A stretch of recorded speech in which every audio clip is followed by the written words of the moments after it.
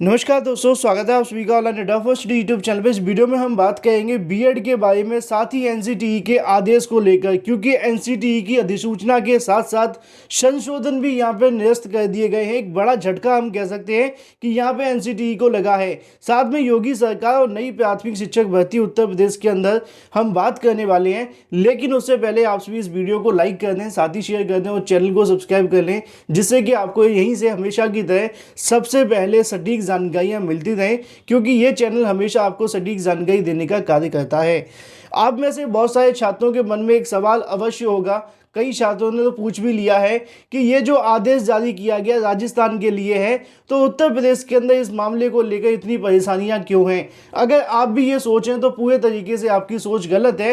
एक एग्जाम्पल के तौर पे मैं आप सभी को बताना चाहूँ कि जब एनसीटीई को यहाँ पे गलत ठहरा दिया गया है, एनसीटीई के सभी आदेश को यहाँ पे रद्द कर दिया गया है, जिस एनसीटीई की तरफ से बीएड को एलिजिबल किया गया था, क्योंकि यहाँ पे कहीं ना कहीं सरकार की लड़ाई नहीं है। बहुत सारे अभ्यर्थी इसको राजनीति से जोड़ सकते हैं, हमें उससे मतलब नहीं है, क्योंकि मेरा काम आपको जानकारियां देना है जो भी है। लेकिन अगर आप सही मायनों में देखें तो यहाँ पे जो कहीं ना कहीं लड़ाई थी, एनसीटीई बनाम प्रदेश सरकार थी, और प्रदेश सरकार और एनसीटीई बनाम जब देखने के लिए मिली तो हार किसकी होती है?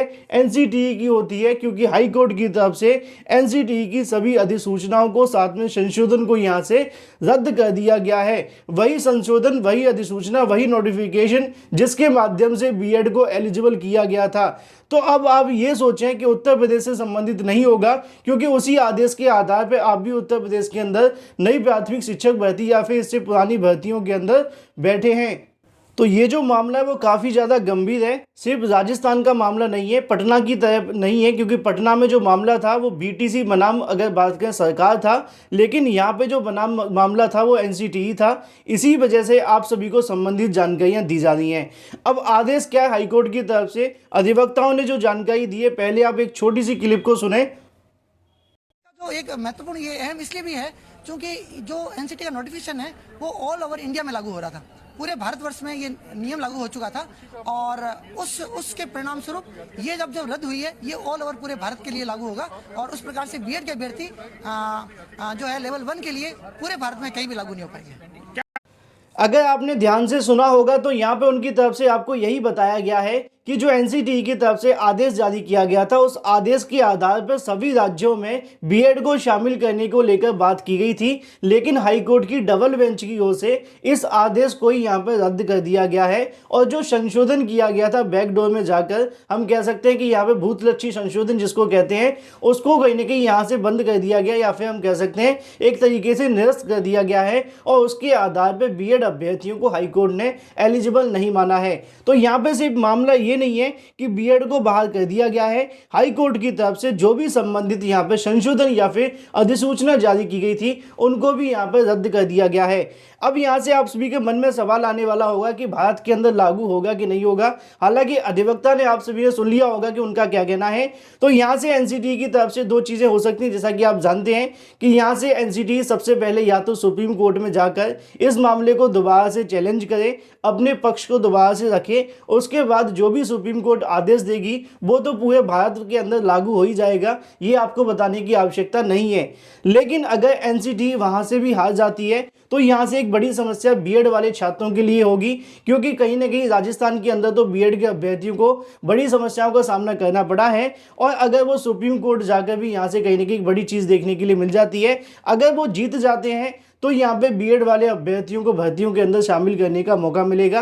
डिपेंड होगा सुप्रीम कोर्ट के अंदर एनसीटीई की तरफ से कौन से पक्ष रखे जाएंगे, और जो डबल बेंच की तरफ से बहस की गई है क्या वो इतनी सार्थक है कि सुप्रीम कोर्ट में जाकर चेंज नहीं होगी, ये तो बाद में क्लियर होगा। लेकिन अगर बात की जाए एनसीटीई की सभी अधिसूचनाओं साथ में आदेशों को रद्द कर दिया गया है, अब इस मुद्दे को लेकर सुप्रीम कोर्ट अवश्य जाया जाएगा, और अगर सुप्रीम कोर्ट की तरफ से जो भी आदेश आता है, चाहे वो नेगेटिव हो या फिर पॉजिटिव, वो पूरे के पूरे भारत के अंदर लागू होगा। इसी वजह से इस आदेश का सीधे सीधे कहीं ना कहीं जो मतलब है उत्तर प्रदेश के नहीं पूरे भारत के बीएड अभ्यर्थियों से है। इसीलिए आपको जानकारी पूरी डिटेल में भी दी जा रही है, जिससे कि आपको कंफ्यूजन बिल्कुल ना हो। अब सुप्रीम कोर्ट में जो भी होगा उसके लिए आपको 2 हफ्ते इंतजार करना होगा। लेकिन वापस आते हैं उत्तर प्रदेश के अंदर, क्योंकि उत्तर प्रदेश में भी नई प्राथमिक शिक्षक भर्ती आने वाली है। इससे पहले भी भर्तियां हुई हैं, उसके अंदर भी बीएड अभ्यर्थी थे और नई भर्तियों के अंदर भी बीएड अभ्यर्थी शामिल होने वाले हैं। लेकिन उत्तर प्रदेश में बीएड बनाम बीटीसी काफ़ी लंबे समय से चल रहा है। आज भी तमाम याचिकाएं कहीं ना कहीं हाईकोर्ट के अंदर लगी हुई हैं।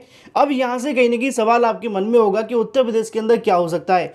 अब उस आदेश का क्या आएगा वो तो मैंने आपको बता दिया कि अगर सुप्रीम कोर्ट की तरफ से जो भी नेगेटिव या पॉजिटिव आदेश आएगा वो पूरे भारत के अंदर लागू हो ही जाएगा, या फिर एनसीटीई की तरफ से इस डबल बेंच के आदेश के आधार पर अपनी तमाम अधिसूचनाओं को राष्ट्रीय स्तर पर रद्द कर दिया जाता है। स्वयं एनसीटीई मान लेती है कि डबल बेंच ने जो हमें बताया वो पूरे तरीके से सही है, तो भी यहाँ से बीएड वाले छात्रों के लिए समस्याओं का सामना करना होगा।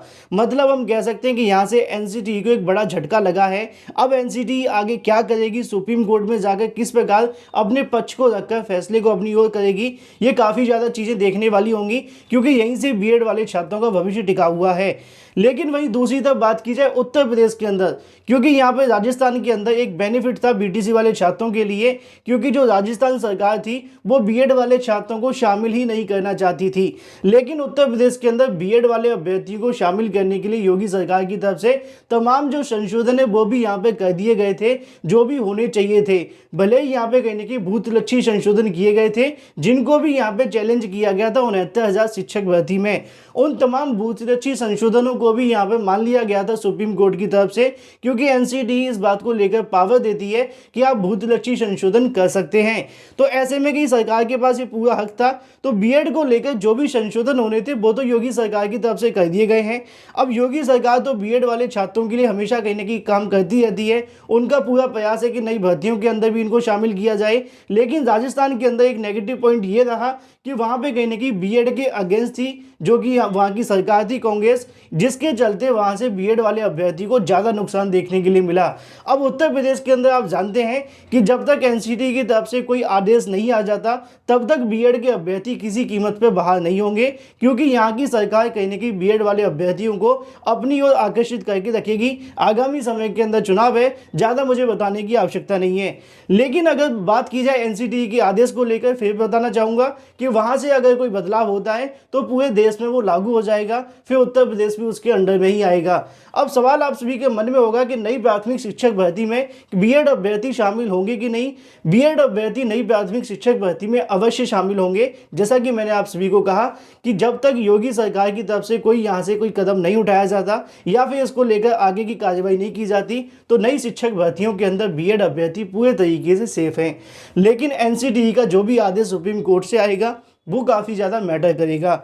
बहुत सारे छात्रों के मन में एक और सवाल देखने के लिए मिल रहा था, क्योंकि जब से ये आदेश आया बहुत सारे छात्र ये भी पूछ रहे थे कि 69,000 शिक्षक भर्ती में जो बीएड छात्रों को नियुक्तियां मिली हैं, क्या उसके ऊपर भी ये आदेश लागू होगा। तो इसको लेकर कहने में मैं आप सभी को आसान भाषा में बता दूं कि सरकार की तरफ से कहा गया था कि 6 महीने के अंदर आपको बेस कोर्स करवाया जाएगा। लेकिन कहीं ना कहीं सरकार की तरफ से काफ़ी लंबा समय हो जाने के बावजूद अभी तक बेस कोर्स नहीं करवाया गया है। अगर खुदा ना खास्ता बाद में अगर हम बात करते हैं एनसीटीई के आदेश को लेकर सुप्रीम कोर्ट से मात मिल जाती है, तो ऐसे बीएड के अभ्यर्थी जो कि 69,000 शिक्षक भर्ती में चयनित हुए थे और चयनित होने के बाद उनका बेस कोर्स भी नहीं हुआ है, तो इसको चैलेंज किए जाने पे कहीं ना कहीं उनकी जो समस्या है वो और भी ज़्यादा बढ़ सकती हैं। हालांकि पुरानी भर्तियों पर इतना इफेक्ट नहीं पड़ेगा क्योंकि वो भर्ती पूरी हो चुकी है, नियुक्ति मिल चुकी है। लेकिन अगर बेस कोर्स नहीं करवाया जाता है सरकार की तरफ से और सरकार चेंज हो जाती है, दूसरी सरकार आती है, तो बड़ा खामियाजा भुगतना पड़ सकता है ऐसे बीएड के अभ्यर्थियों को जो 69,000 शिक्षक भर्ती में चयनित हुए थे।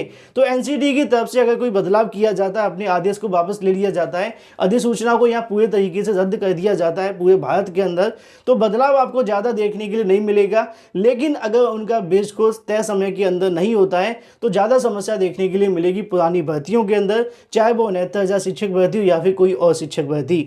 ये तो दोस्तों बात हो जाती है तमाम भर्तियों के बारे में। मुझे उम्मीद है कि आपको सारे सवालों के जवाब मिल गए होंगे। उत्तर प्रदेश के अंदर बीएड अभ्यर्थी पूरे तरीके से सेफ हैं जब तक एनसीटीई के पूरे आदेश को यहाँ पे कहीं ना कहीं ख़त्म नहीं कर दिया जाता या फिर उसको हटा नहीं दिया जाता, तब तक यहाँ से बीएड अभ्यर्थी को कोई समस्या नहीं होगी। बाकी सारी चीज़ें मैंने स्टार्टिंग में आपको बता दी हैं। लेकिन यहाँ पर योगी सरकार की तरफ से बीएड अभ्यर्थी को पीछे से बैक किया जा रहा है, मतलब आगे कहीं ना कहीं सपोर्ट देखने के लिए मिल रहा है, जो कि राजस्थान सरकार में नहीं हुआ, जिसके चलते उनको यहाँ से काफ़ी नुकसान देखने देखने के लिए मिला। बाकी इसके बारे में आपकी क्या राय है कमेंट करके अवश्य बताएं। कोई सवाल है तो कमेंट करके पूछ सकते हैं। वीडियो को लाइक कर दें, साथ ही शेयर कर दें और चैनल को सब्सक्राइब करना बिल्कुल ना भूलें।